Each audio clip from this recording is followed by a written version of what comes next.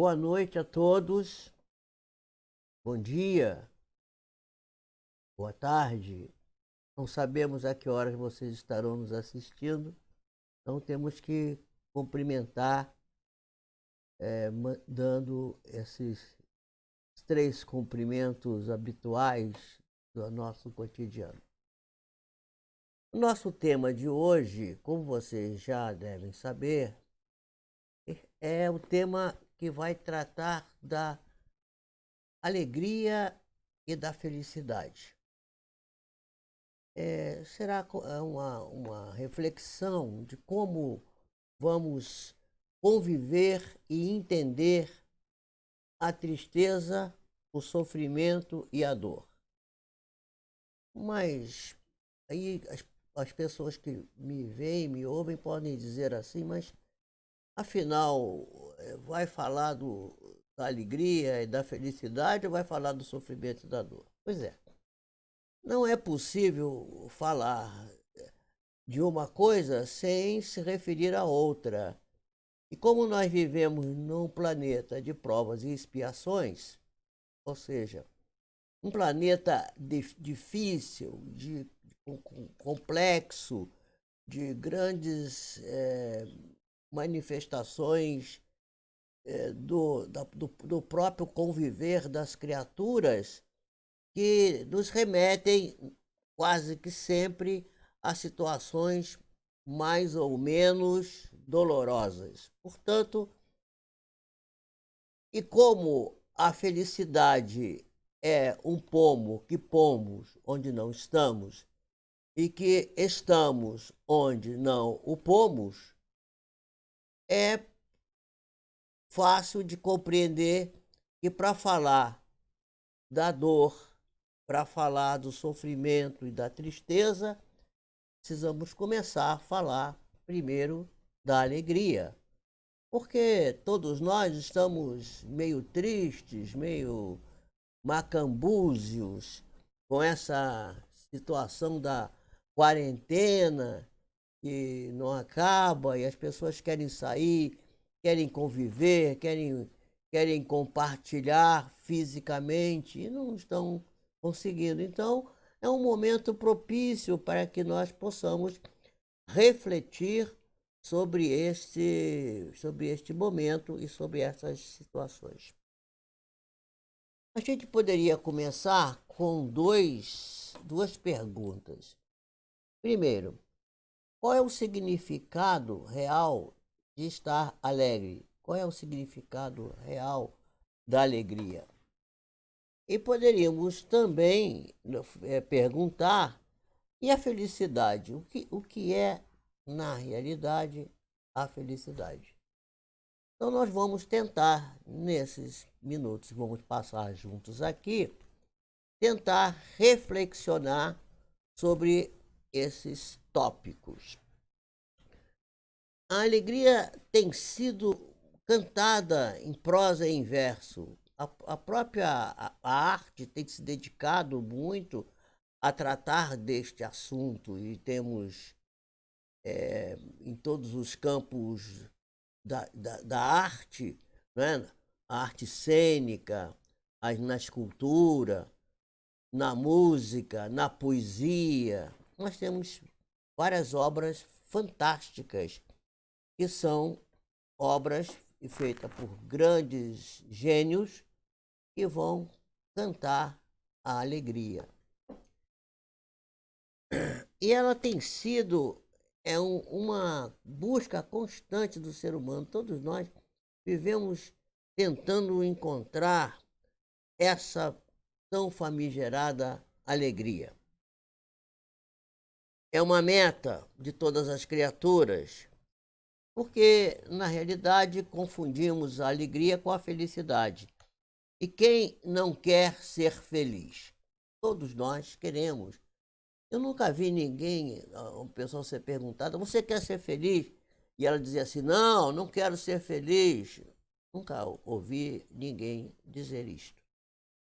Então, alguns filósofos têm tratado desse assunto e muitos deles têm dito por exemplo, que ser feliz é não ter nada, né? O estagirita grego que andava vestido de uma barrica, andando pelas ruas da Grécia, dizia que estava procurando um homem feliz. E afirmava, né, Diógenes, e afirmava que ser feliz era não ter nada, porque quem não tinha nada não tinha com o que se preocupar e, portanto, encontrava a felicidade.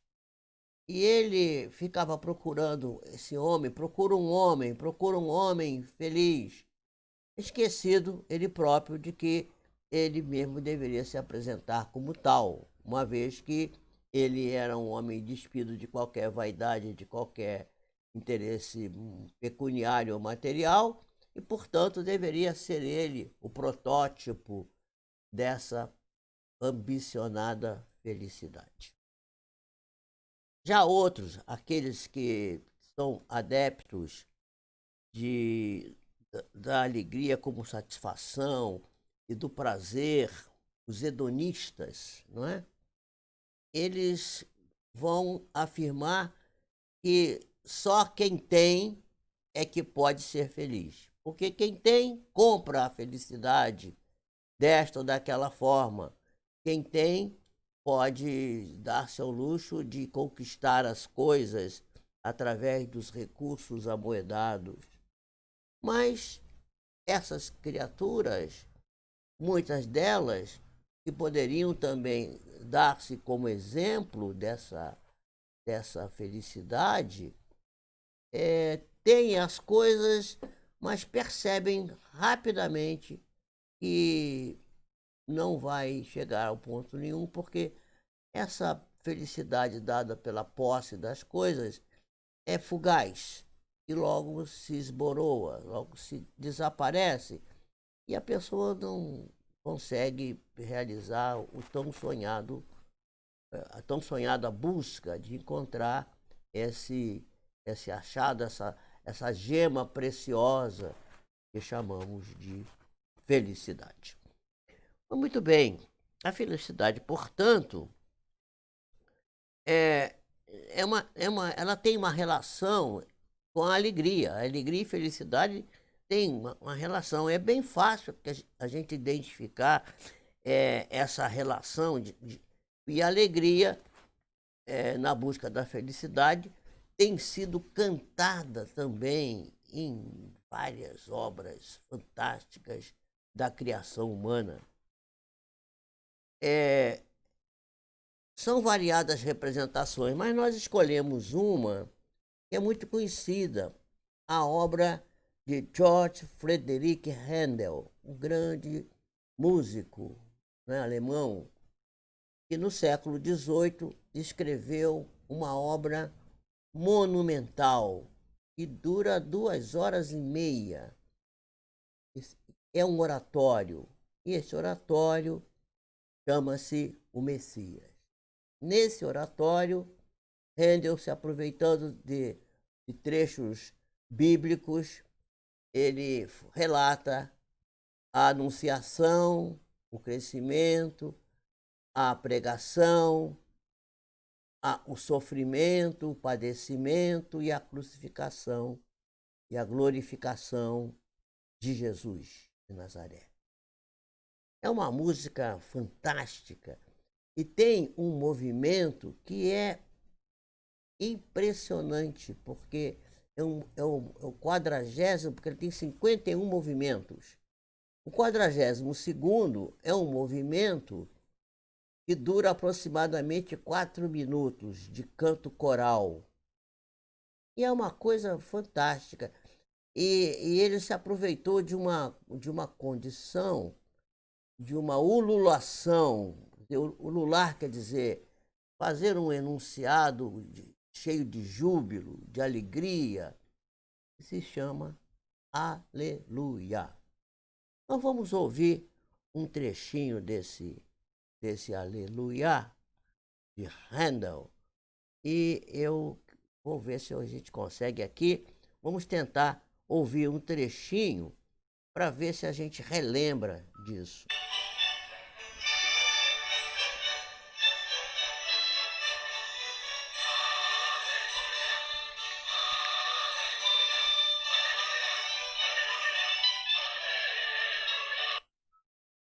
Todo mundo já ouviu esta canção, este coro maravilhoso, né? É uma coisa assim, impressionante. É considerado talvez a obra clássica mais tocada e mais conhecida por todas as criaturas. É uma coisa maravilhosa. Então, esse movimento, que é o mais elogiado de todos aqueles que Handel escreveu, não é? Ele vai cantar exatamente essa coisa dessa ululação, que era um hábito de gritar aleluia, aleluia, aleluia, ao final dos serviços religiosos entre os judeus na antiguidade judaica, na sinagoga. E chegou o cristianismo e essa música foi, essa ululação foi aproveitada também da mesma maneira. As pessoas estão, às vezes, determinados grupos religiosos estão no meio das suas pregações, das suas homilias, dos seus cultos, e as pessoas gritam aleluia, aleluia, quer dizer, alegria, alegria, não é? Se referindo a uma condição que não guarda relação com coisas materiais, porque é uma expressão de uma alegria espiritual, não é? É uma alegria espiritual. Então, essa música ela tem sido usada ainda nos dias atuais e advém de épocas remotas, dos trabalhos religiosos que eram realizados na antiguidade clássica, inclusive. Ainda hoje os cristãos se servem disso, não é? Todos nós sabemos disso. Em nosso meio, no meio espírita, também temos cantado muito a alegria. Há uma canção de famosa música famosa que foi escrita nos anos 50. Eu me lembro, eu era garoto, jovem, tinha 15 anos, anos 55, entre os anos 50 e 60. E nas reuniões espíritas, nas palestras, no final das tertúlias, dos encontros dos moços, em vários momentos, semanas espíritas, que havia muitas naquela época,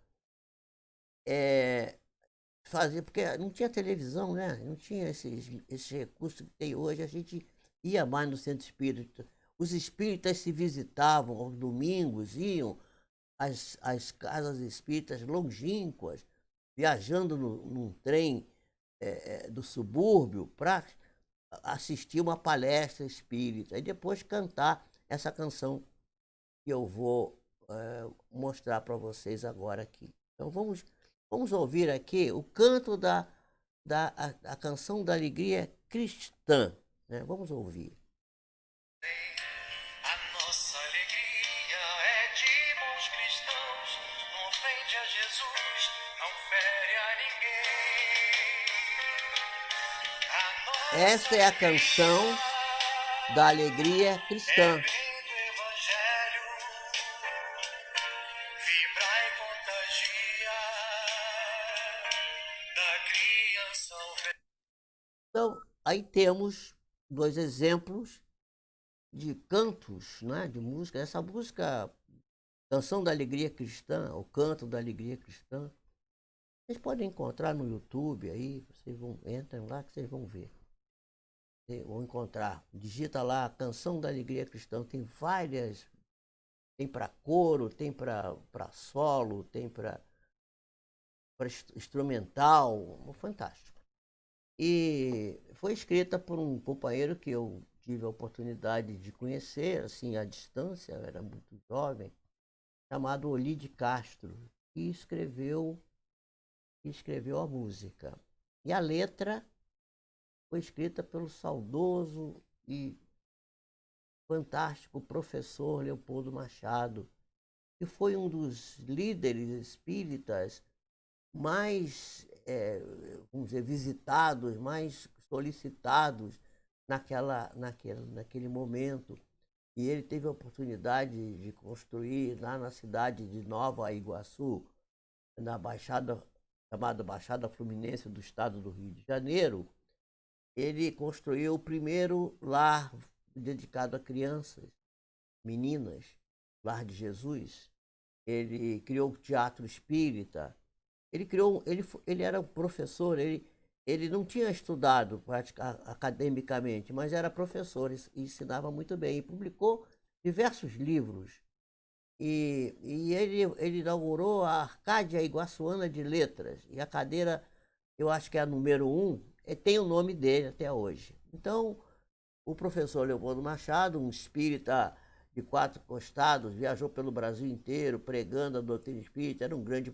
Naquela época, era a época das polêmicas espíritas, ele era um grande polemista, um grande tribuno, um homem e um bom escritor.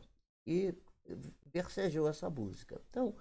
Então, exemplos que eu estou aqui a dar a vocês da questão da como a alegria é sempre cantada, não é?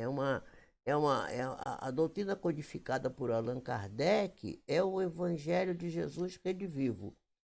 E se Jesus dizia que a sua mensagem era da alegria, nós estamos vendo aqui a alegria cantada na doutrina codificada pelo insigne professor liunês, senhor Allan Kardec, que foi também um professor francês muito importante.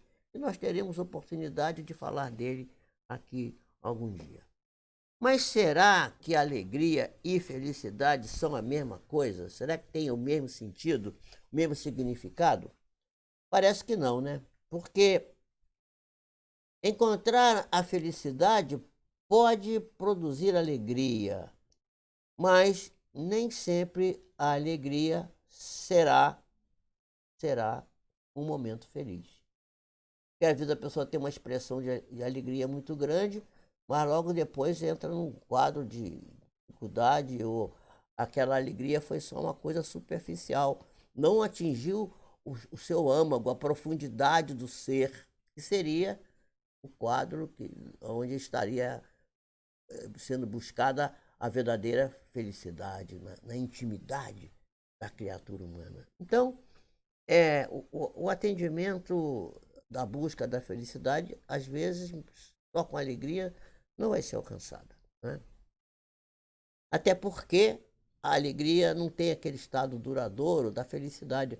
A felicidade verdadeira, ela é durável, ela tem uma durabilidade, ela tem uma vida longa, e que as alegrias, os momentos de felicidade, né? Momentos de alegria, não constituem a felicidade verdadeira. A gente vai avaliar mais para frente um pouco.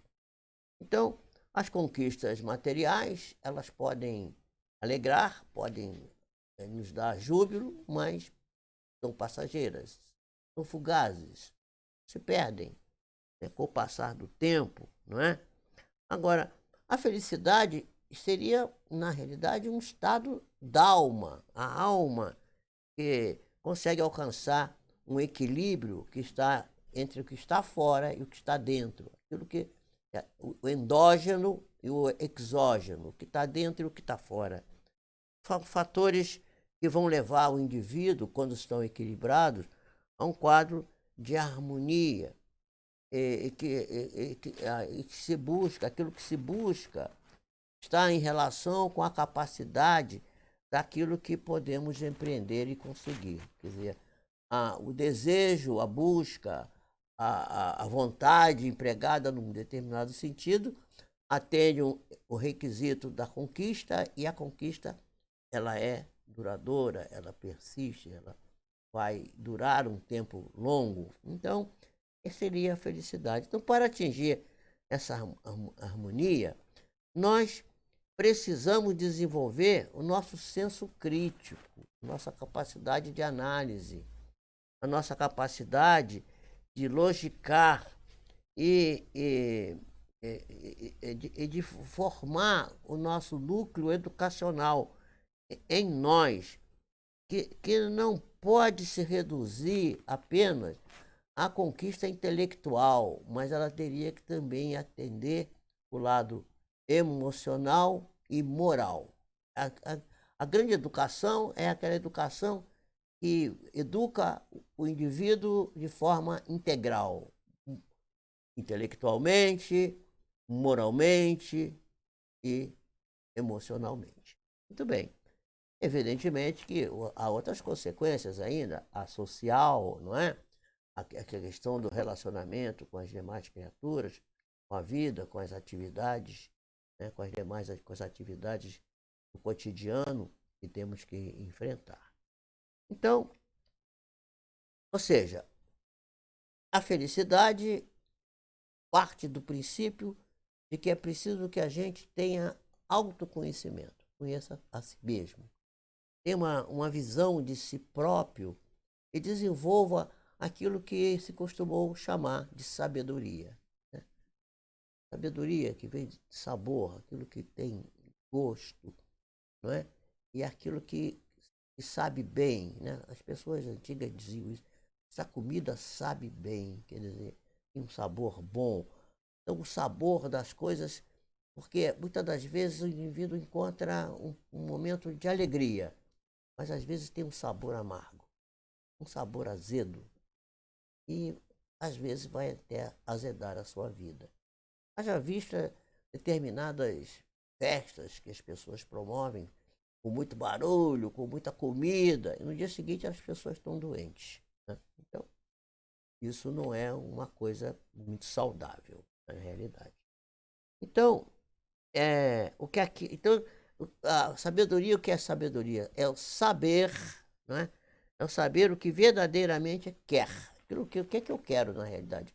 Qual é o meu objetivo na vida? E como posso alcançar isso? É evidente que essa situação, ela sempre será eivada de erros e acertos. Não existe a possibilidade de você realizar o seu periplo voltado a conquistar a plenitude sem erros e acertos. Os erros nos ensinam e os acertos nos emulam, nos ajudam, nos animam a continuarmos a avançar, a continuarmos a buscar o objetivo final das coisas, que é o encontro da gente com a gente. Já estou fazendo spoiler aqui, estou adiantando para vocês a conclusão do meu trabalho, mas é assim mesmo, vamos lá. Então, no mundo materialista, né, é onde estamos localizados, né, um mundo muito material, tudo aqui material, e nós estamos, esse mundo é balizado pelo ter e não pelo ser. Né? Nós devemos buscar o ser, mas nós buscamos mais, às vezes, o ter do que o ser. Bom, é uma conjuntura da vida. Ninguém será penalizado por causa disso. Estamos no mundo e devemos viver no mundo, procurando não ser do mundo. Essa que é uma questão um pouco complexa e difícil, também da qual poderemos falar com detalhes num outro momento. Então, esse mundo materialista no qual vivemos, nós vivemos influenciados na alça de mira da mídia, né? Dos comportamentos esdrúxulos de pessoas que são, vamos dizer assim, nomes que são venerados, que são, né, aplaudidos pelas multidões e que detêm essas criaturas as posses do mundo e são, portanto, influenciadores que transformam o cidadão em simplesmente contribuinte. Né? A pessoa hoje, eu sou um cidadão, tenho CPF, mas quando eu vou qualquer repartição, assim, contribuinte chegou, quer dizer, aquele que contribui, né? Aquele que paga os impostos, etc., as taxas, dar a César o que é de César. Então, é, temos, então, a transformação da pessoa. O cidadão vira contribuinte. E a pessoa vira o quê? A pessoa é o consumidor. Aquele que consome, aquele para o qual são criadas coisas que ele às vezes nem vai precisar, não vai usar, mas que tem que comprar porque todo mundo tem. E a mídia diz que aquilo é bom, que devemos usar, devemos comer isso, comer aquilo, vestir a roupa tal, usar a marca tal, a marca tal, o qual é melhor que esta, que aquela, enfim. Vivemos muito submetidos a isso, a essa coisa. E a dificuldade está em encontrar um ponto de equilíbrio entre essas exigências externas e as nossas exigências internas, o que está dentro de nós. A psicologia moderna, de base analítica, freudiana ou junguiana, ou de Reich, ou de qualquer um desses discípulos e dissidentes de Freud, tenho buscado encontrar algum caminho para isso. Há outras vertentes do conhecimento que também se interessam muito por essa busca, por esse entendimento. Né? Então, nós temos o PNL, nós temos as próprias religiões, enfim, a psicanálise, enfim, a psicossíntese, a psicanálise, a psicossíntese, todas as doutrinas psi possíveis, todas elas buscam encontrar esse ponto de equilíbrio. Né? Mas, no momento atual, a psicologia que tem vigido e que tem sido muito importante para nós é aquela chamada transpessoal. Por quê? Porque a transpessoal, iniciada lá por Maslow, né, nos anos 60, e hoje é capitaneada por um espírito desencarnado, que é Joana de Ângeles, que é a Guia Espiritual de Valdo Pereira Franco, tem 13 livros tratando de psicologia transpessoal fantásticos, que têm sido lidos e estudados no mundo inteiro, nas academias, inclusive. É fantástico isso. Então, essa psicologia que leva em consideração o espírito imortal tem trabalhado muito para nos ajudar a compreender essa ideia, para valorizarmos a essência espiritual, para valorizarmos a nossa situação e percebermos que somos seres espirituais vivendo experiências materiais, e não o contrário, seres materiais vivendo experiências espirituais. Não. Nós somos espíritos vivendo experiências materiais, provisoriamente, por enquanto. E a psicologia transpessoal tem estudado muito a condição do desenvolvimento fetal, quer dizer, o estudo da vida intrauterina. E isso, evidentemente que esse conhecimento, além de avaliar o momento do parto, que é o nascimento propriamente dito aqui no mundo físico, né? O próprio nascimento em si mesmo, todas essas questões, desenvolvimento intrauterino, parto, nascimento, são questões importantíssimas. E a gente já sabe que dentro do útero, dentro da cavidade uterina, o bebê sabe se ele está sendo bem esperado ou se ele foi concebido por uma condição fortuita ou foi um planejamento, foi desejado e vai vir à luz a partir de uma situação de equilíbrio, de felicidade, compreensão. Então, desde o útero, o bebê sabe se está sendo desejado ou não. Se foi concebido numa relação fortuita de dois jovens, né? Mas levados pelos impulsos hormonais do desejo, né? E que esse par de moços inconscientes conceberam uma criança, né, que pode estar sendo buscada também por um deles ou pelos dois como uma recompensa, né, centrada no prazer ou no sonho de um deles ou dos dois também, né, de que estão apenas buscando uma criatura para amá-los e para eles amarem, uma vez que talvez nunca tenham sido verdadeiramente amados, né?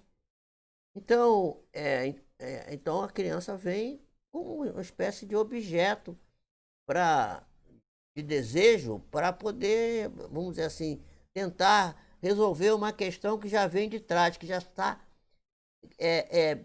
mal resolvida.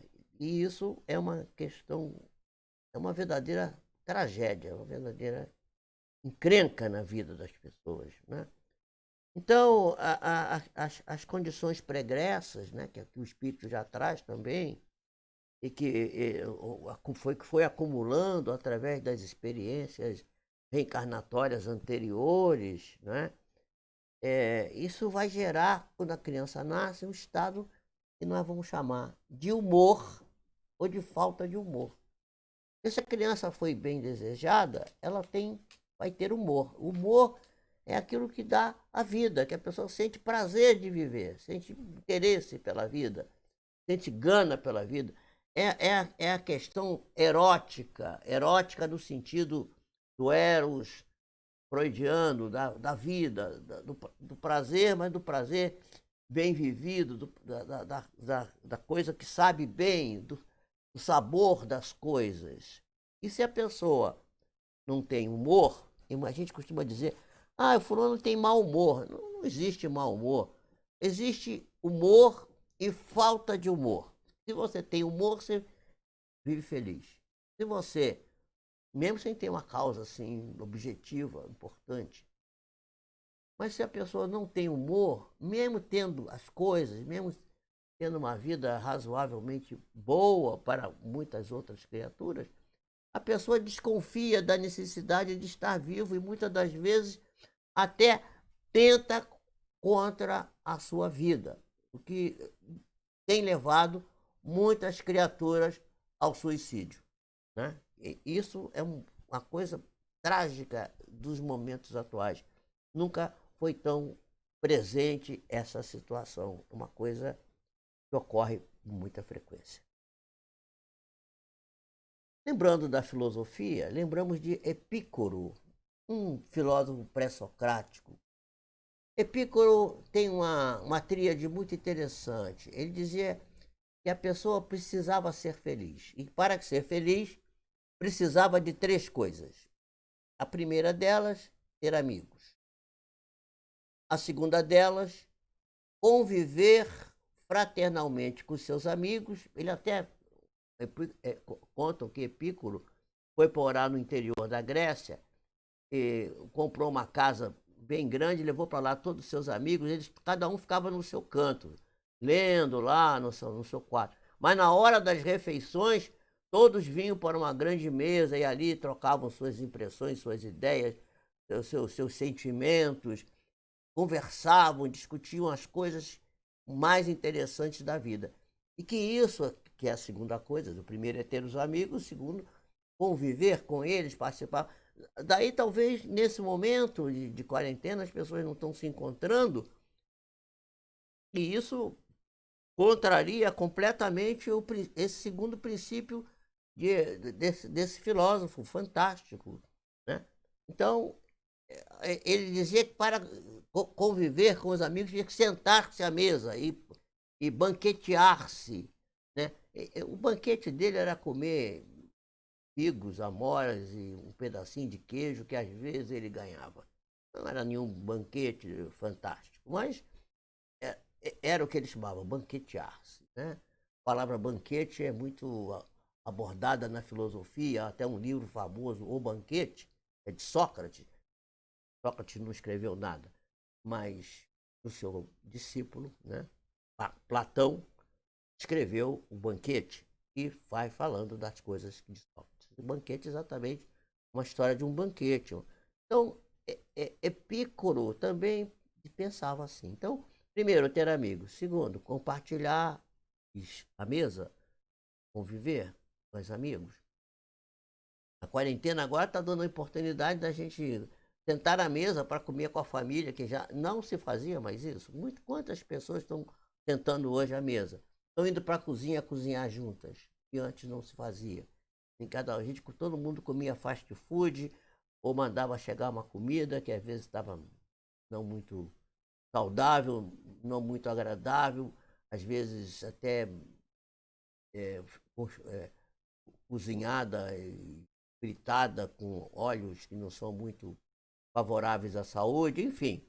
A gente vivia assim, desse jeito, correndo para lá e para cá. Agora, esse momento tem sido uma oportunidade de voltar à convivência, né? Então, fingindo esse segundo preceito para a felicidade de Epicuro. E a terceira, que é muito importante, quer dizer assim, a pessoa tem que ter independência, ou seja, não ser dependente de ninguém. As pessoas, todo mundo quer ser dependente. Quer ser dependente do governo, quer ser dependente do pai, quer ser dependente do amigo, a mulher quer ser dependente do marido, o marido quer ser dependente da mulher. As pessoas vivem fugindo da responsabilidade de conquistar a autonomia, de serem donas do seu destino, de decidirem as suas vidas. Isso tem causado grandes problemas para as pessoas. Então, mais Epicuro vai dizer isso, né? A pessoa tem que buscar essa questão da autonomia, porque a autonomia vai dar o livre pensar, o livre sentir, né? Saber tomar suas próprias decisões. Isso é motivo de alegria e motivo de felicidade, segundo o nosso Epicuro.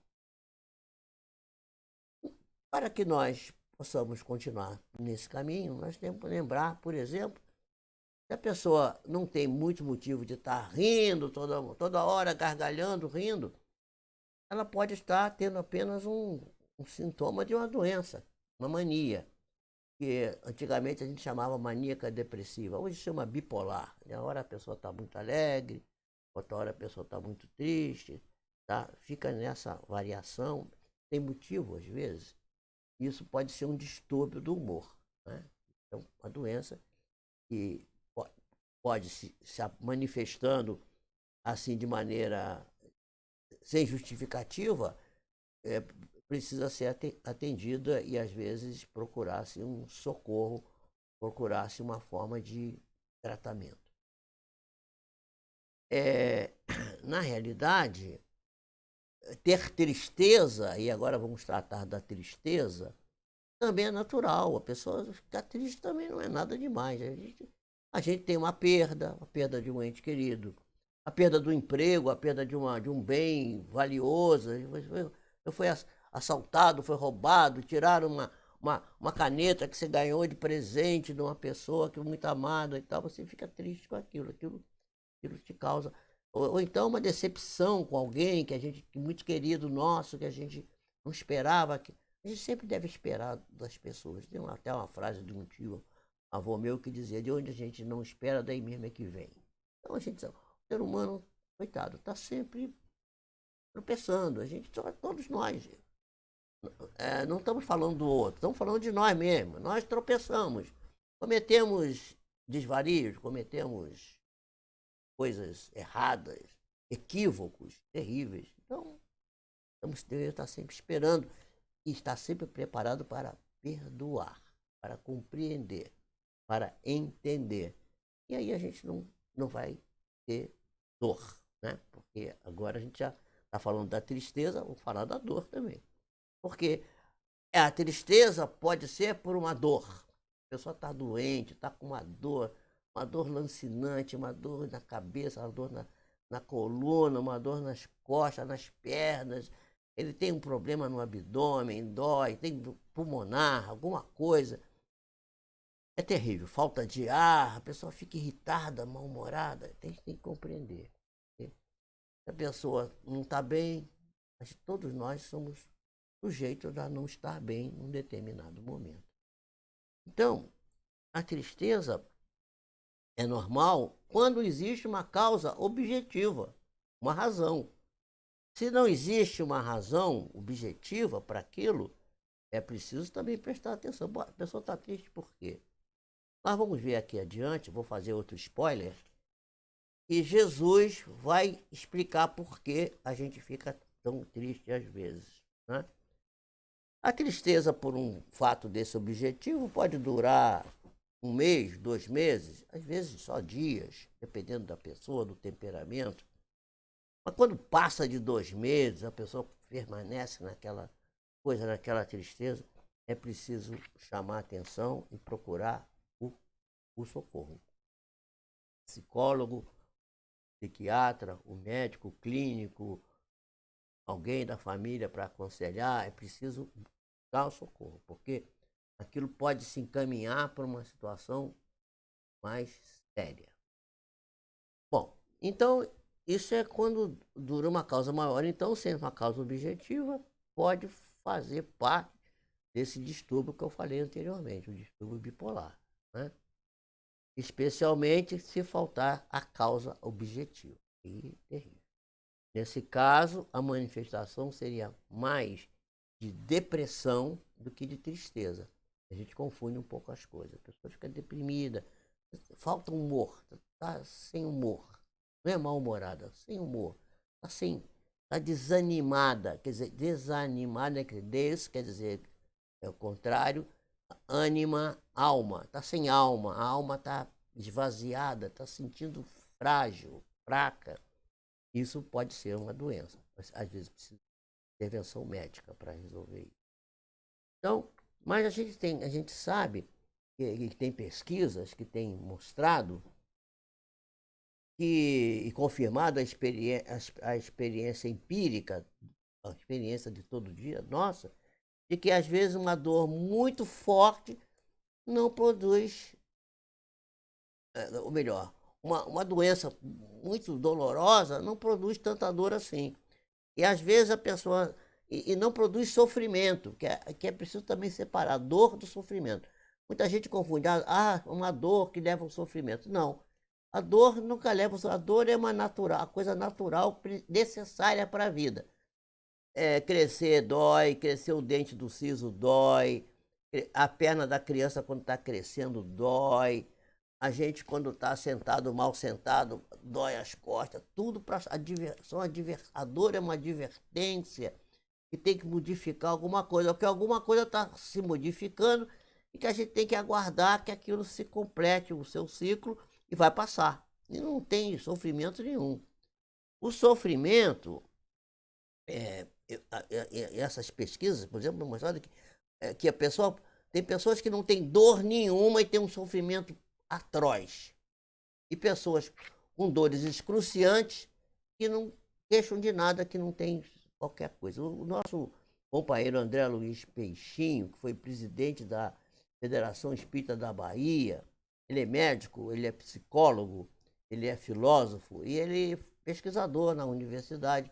Ele tem uma pesquisa que ele, certa vez, referiu-se numa das suas palestras sobre a dor e o sofrimento. Aliás, procurem no YouTube o André Luiz Peixinho. Ele não é um peixinho, não, ele é um peixão. Ele é uma pessoa grandiosa, gosto muito dele, é fantástico. Eu vou, inclusive, convidar ele para dar umas palestras aqui para nós, através da mídia, porque trazer ele da Bahia talvez seja difícil. Mas ele encontrou resultados que corroboram essas experiências anteriores, que a dor não leva fatalmente ao sofrimento, e que pode ter sofrimento sem uma dor expressiva, né? Bom, então, costuma-se dizer, com acerto, que a dor não tem como escapar dela, é inexorável. Tudo vai levar à dor. Eu acabei de falar isso, né? E tirar uma criancinha de pouca idade, com 3 anos, 4 anos, está brincando, vendo desenho animado no tablet da mãe, no tablet dele mesmo, que já tem seu tablet. E dizer assim: meu filho, chega, vamos almoçar, tem que ir para a escola. Agora não tem tido isso, tem tido quarentena, não tem tido escola, mas vai voltar à escola. É triste, é doloroso, dói. Ver a criancinha, eu não queria continuar aqui, não quero. Ou então a criança que quer ir na escola e não pode ir, está doente. Ah, eu quero ver meus amigos na escola. Também dói. Tudo isso dói, mas tudo isso são experiências necessárias. A dor é uma coisa necessária, uma coisa que faz parte do crescimento da criatura humana. Né? E a dor fará sempre o nosso encalço. E ela pode ser uma coisa protetora que nos impeça de fazer alguma coisa muito grave contra nós mesmos. Faz parte do nosso sentimento, do nosso instinto de conservação. Senão a gente saía por aí batendo a mão no fogo, atravessando a rua de olho fechado, sem olhar para os lados. E a gente não faz isso, porque a gente sabe que pode doer. Né? Então, a ideia da dor é uma ideia de proteção, protege a criatura. Né? Então, a gente pode dizer que o sofrimento é uma força reacional, como tem na física. Por exemplo, se você vai arrastar um móvel muito pesado numa superfície muito irregular, você tem que botar um tapetinho de baixo, passar uma graxa ali, sei lá, fazer alguma coisa assim, dar o impulso e depois que pegar o impulso, empurrar. Se você não fizer isso, empurrar o seu móvel é pesado, ele vai fazendo um atrito. Então, o atrito que vai fazer com que ele fique muito mais pesado. Esse peso que você tem que empurrar com mais força é gerado por uma força reacional. O peso do corpo, né, um vetor força no sentido do centro da Terra, né, e o deslocamento para o lado que você quer levar a coisa. Isso são duas forças que estão ali deslocando aquele corpo e tem uma superfície mal resolvida, irregular, na qual você tem que arrastar. Produz uma força reacional, atrito. Isso é sofrimento. O sofrimento, quando a gente não aceita a dor, quando a gente quer brigar com ela, não aceito isso, eu não quero, eu não vou. Aí começa a sofrer. Sofrimento. Agora se a gente assim, não, peraí, tá doendo, deixa eu ver. Deixa eu tomar alguma coisa, tomar uma água fluídica, tomar um passe, tomar uma aspirina, relaxar um pouco. Hoje de manhã eu estava com uma bruta dor de cabeça. Aí e alguém disse assim, bota um remédio no nariz, toma, não sei. Eu falei assim, não vou fazer nada, eu vou tomar meu café, vou tomar água. E fiquei ali. Quando chegou perto do almoço, às 11 e pouco da manhã, eu falei assim, a dor passou. Eu fiquei calmo, tranquilo, não briguei com a dor. Você começa a brigar com a dor, começa a discutir com ela, isso aqui está me incomodando e tal. Deixa, relaxa, então, passa. Então, essa ideia de sofrimento. Então, sofrer, doer é inexorável, mas sofrer, não. Sofrer é opcional. Você pode escolher sofrer ou não. Depende da sua vontade. Né? Então, a gente tendo objetivos proporcionais à nossa capacidade de realizar e procurar observar que há dores que doem, mas nos fazem avançar para ir para frente na busca daquilo que eu chamo de felicidade possível. Isso vai estabelecer a paz, porque a gente vai construir, pela observância do reto dever cumprido, a paz da consciência. E vai se manifestar, conforme nos ensina a Joana de Ângeles, essa que eu falei dos livros da psicologia transpessoal, pela psicografia do Divaldo Pereira Franco. Eu aqui vou citar um livro dela, é o Em Busca da Verdade. Nesse livro ela diz que a gente tem que encontrar a necessidade de ser gentil, de ser bondoso. Não é bonzinho, bonzinho não serve. A pessoa que é boazinha é complicado. Bondoso, né? Ter bondade no coração. Ser complacente, aceitar as coisas com um pouco de flexibilidade, mas não ser conivente. Não pode se juntar ao mal. Não. Seja complacente, mas não seja conivente. Afável. conforme a Joana de Anjos vai ensinar nesse livro. Né?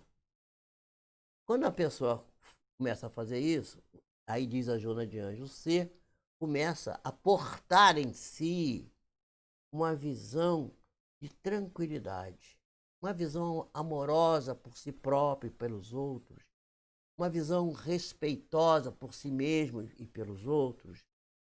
E isso vai criando uma reaproximação dela com Deus. Porque nós não podemos ir a Deus, não precisamos. Deus está em nós, dentro de nós. Mas podemos buscar o Deus interno e encontrar o Deus no outro, no companheiro que está em dificuldade, que está passando um aperto qualquer. Essa busca dessa realização no outro representa o braço horizontal da cruz do Cristo. A vida pode ser representada por uma cruz. O braço vertical centrado na terra onde estamos encarnados. E o seu ápice dirigido, voltado para o Criador. E o braço horizontal abarcando a todos. Um grande abraço, aonde vamos encontrar Deus. Encontramos Deus nas raízes que fincamos na terra, no apontar para o céu e no braço horizontal, a busca das criaturas. Aqui, os nossos irmãos, mesmo aqueles que não gostam muito da gente, tem sempre alguém que não gosta da gente, a gente não deve dar muita importância para isso. O importante é que eu goste de todo mundo, procure gostar de todo mundo. Eu também não gosto de todo mundo, mas eu faço força para aceitar e conviver e compartilhar, mesmo com quem pisa no pé, incomoda, né? Amola. A gente tem que ter paciência, tem que ter comiseração, compaixão, que é o primeiro passo para a gente encontrar a verdadeira caridade, que é o amor em movimento. Né? Então,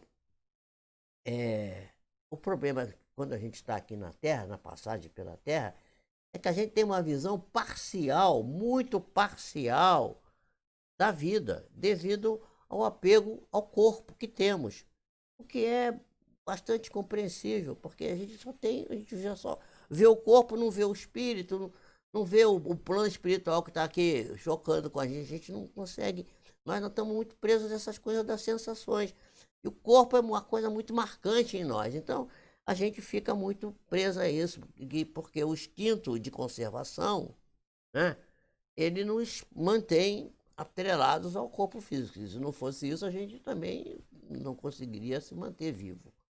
Né? Mas a gente aí fica com dificuldade de compreender as multiplicidades dos fatos que vão se desenrolando ao nosso redor e no correr do próprio processo evolutivo no qual estamos envolvidos. Né?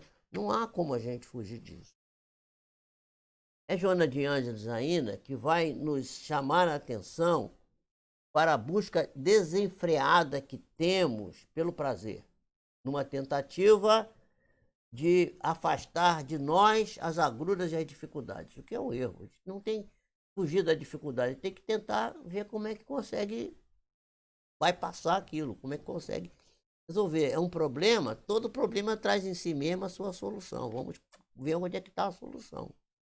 Então, a gente quer afastar as dificuldades que são inerentes, né, ao estar no mundo. Né? E aí a pessoa deixa para depois a busca necessária do encontro com a sua própria consciência. A consciência está ali gritando e a gente não ouve a consciência que está falando com a gente. E isso é uma necessidade de buscar a consciência para a construção da nossa própria edificação. E não é comum reclamar, blasfemar contra os dissabores do cotidiano. Né? A gente se sentindo abandonado. Ninguém me entende, ninguém me ama, ninguém me quer. Deus me abandonou. A gente fica, às vezes, nessa situação, o que não é justo, nem real. É uma ilusão de estarmos apegados às coisas materiais. A Joana de Anjos fala nisso num livro chamado Diretrizes para o Êxito. Já citei um outro agora, né? Agora estou citando mais um, Diretrizes para o Êxito. Leiam esse livro, é Psicografia de Valdo Pereira Franco, também vale a pena. Então, a pessoa se esquece que os infortúnios podem ser ensejos de reeducação. Nós precisamos nos reeducar. Nós, infelizmente, somos muito mal educados ainda. Vamos melhorar. E no Evangelho segundo o Espiritismo, nós vamos encontrar, num capítulo que diz que a felicidade não é deste mundo, um trecho lá, um ponto que te fala que a verdadeira desgraça, a desgraça verdadeira. O que é a desgraça verdadeira? A desgraça verdadeira é a construção da felicidade, entre aspas, sobre os escombros daqueles que defraudamos, que perseguimos, prejudicamos. E às vezes a gente faz sem querer, mas às vezes faz sabendo o que está fazendo. A maioria de nós sabe muito bem o que está fazendo e faz assim mesmo. E já o apóstolo Paulo dizia, ainda faço o mal que não quero e não faço o bem que quero. E mostra que ele também estava encarnado, também estava com as suas dificuldades, como todos nós. Né? Então, defraudamos as criaturas para galgar postos da materialidade, para conseguir coisas materiais. A dificuldade, portanto, é uma característica do processo evolutivo que vai sendo construído com avanços e tropeços, como eu já falei. Tropeça, cai aqui, levanta ali e vai seguir. Até que chegarmos à conquista da bem-aventurança. Jesus bem-aventurou os simples, os humildes, né? Que choram, que buscam a justiça, que são injustiçados. Jesus bem-aventurou. O nosso amigo aqui, que está aqui embaixo dessa lado que está que está aqui do lado aqui, Eurípides Barçanufo, né? Do lado de cá.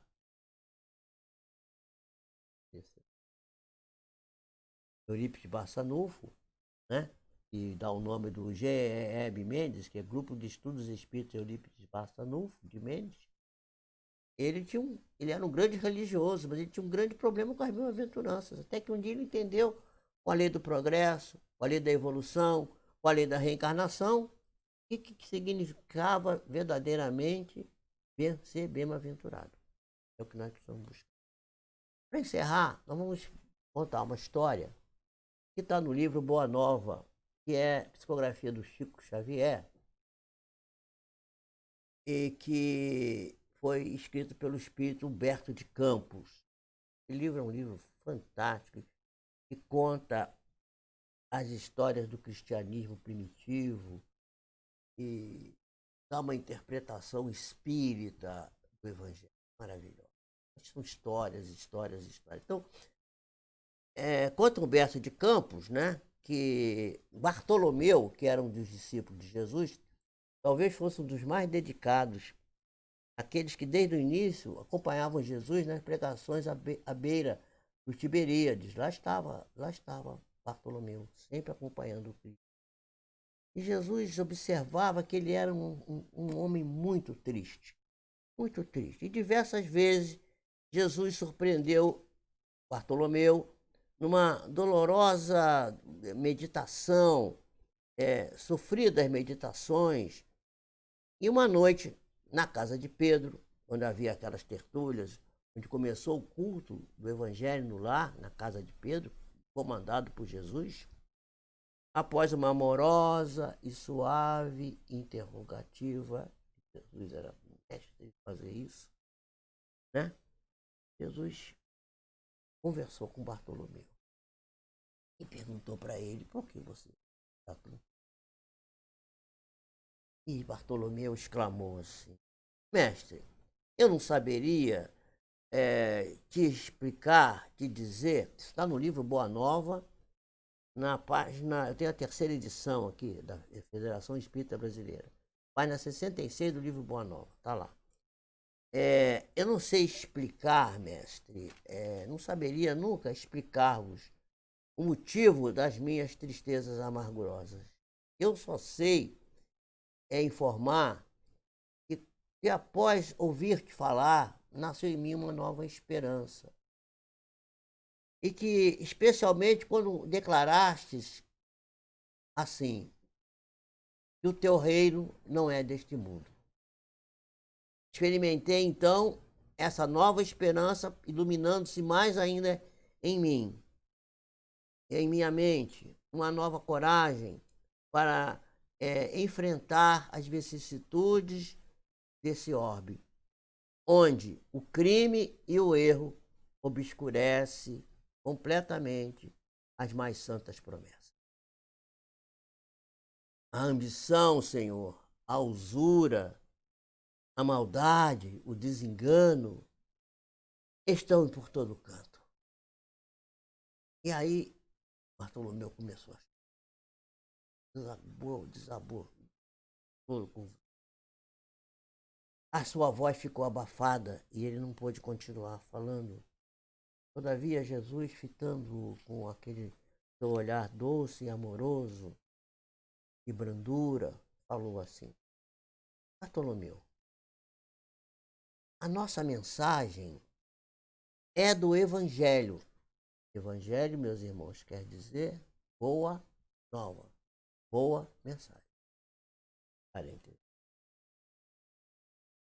Então, a nossa mensagem é do Evangelho. Já viste, por acaso, uma boa notícia não produzir júbilo, não produzir alegria? É certo que que o meu reino ainda não é deste mundo, mas venho da parte de meu Pai, com a certeza de que, em breve, haverá alegria entre aqueles que receberam a mensagem em sua mente, no seu coração, com abertura, com o coração generoso e puro. A vida na terra é uma estrada pedregosa. É Jesus que está falando. Que nos conduz aos braços generosos de Deus. Sendo a marcha, essa marcha do cotidiano nosso, não é? O trabalho. Trabalhar é que nos põe na marcha. E o passo de cada dia, Bartolomeu, é a luta comum do dia a dia. A luta comum do dia a dia é o passo um dia após o outro, um passo após o outro. As horas noturnas, que são dedicadas ao sono, é o repouso do corpo. Mas ouve-me bem, Bartolomeu, Senhor Jesus. Na atividade ou no repouso físico, a oportunidade de uma hora, de uma leve ação, pequena que seja, uma palavra humilde, é o convite de nosso Pai para que recebamos as suas bênçãos sacrossantas, iluminadas. Em geral, os homens se aproveitam deste momento para imporem aos outros a sua vontade, que é imperfeita, em lugar de atender os desígnios superiores do Senhor, perturbando assim a sua própria marcha. É disso, Bartolomeu, que resulta a marcha obrigatória para a retomada retificadora. O que Jesus está falando aqui? Encarnação. Somos obrigados a voltar pelo mesmo caminho que defraudamos, que construímos de maneira equivocada. A retomada retificadora do caminho. O desalento, Bartolomeu, vem daí. O desalento, portanto, vem da nossa falha. A gente perdeu a oportunidade de conquistar o caminho reto, de cumprir o dever, de atender às necessidades. Escorregou pelos atalhos, fugiu do caminho que deveria ter seguido. E Jesus continuou consolando o seu discípulo durante uma longa conversa, falando das condições do engano, das condições dos equívocos em que vivemos. Então Jesus explicou o motivo da grande maioria das tristezas que sentimos sem causa. Muita gente tomando remédio para depressão, para tristeza. Nunca se vendeu tanto Zoloft na vida. Nem tanto Orloff também, né? Porque as pessoas estão bebendo desesperadamente. Coisa para apagar a mente, se isso fosse resolver alguma coisa. São bilhões de dólares que se ganham vendendo esses produtos e as pessoas não vão causa cerne do problema. E aí a pessoa busca a euforia ao invés de uma verdadeira alegria. Procura o humor fecinino, o humor sexolatra, o humor, o gracejo chulo, mal intencionado, que não constrói nada, que até incomoda as pessoas que já têm um pouco de. E acaba nos conduzindo para produzirmos em nós mesmos doenças. Não nos leva para a saúde, nos leva para a doença. Doenças que seria a saúde, que seria a nossa condição natural. Para finalizar, eu diria, em francês a palavra santé, que quer dizer saúde, Ministère de la Santé, Ministério da Saúde, em francês. Eu não falo francês não, mas umas coisas eu sei. Mas santé também é santo, santidade. Então, saúde e santidade em francês são a mesma coisa. Em várias línguas são a mesma coisa. Então, para ter saúde, é preciso que a gente busque a santidade. Ah, então temos que nos transformarmos em santos. Não, está aí o Paulo de Tarso, grande apóstolo do Cristo. Ele dizia que não conseguia ainda fazer tudo. Francisco de Assis falava a mesma coisa. Tem várias. Chico Xavier dizia que ele era um cisco. Meu Deus do céu, se Francisco Xavier era um cisco, eu nem sei o que eu sou. Então, se tiver naquele cisco uma pulga, eu acho que eu sou menos do que um bichinho qualquer que está na pele da pulga que está no cisco do Xavier. Meus irmãos, o caminho está aberto para nós. Nós estamos sendo advertidos. Podemos ser felizes? Sim, ainda aqui. Já começar a prelibar os primeiros sinais da verdadeira alegria, que é a conquista do self, a conquista da parte da nossa intimidade, a busca de Deus em nós, em cada um de nós. E fazemos como fazem os orientais, que às vezes se cumprimentam dizendo: meu Deus interno cumprimenta o seu Deus interno. Buscando a fraternidade, a compreensão e o amor. Fiquem com Deus. Que a bênção do Senhor desça sobre todos nós. Jesus nos ampare e que nos faça felizes. Que assim seja.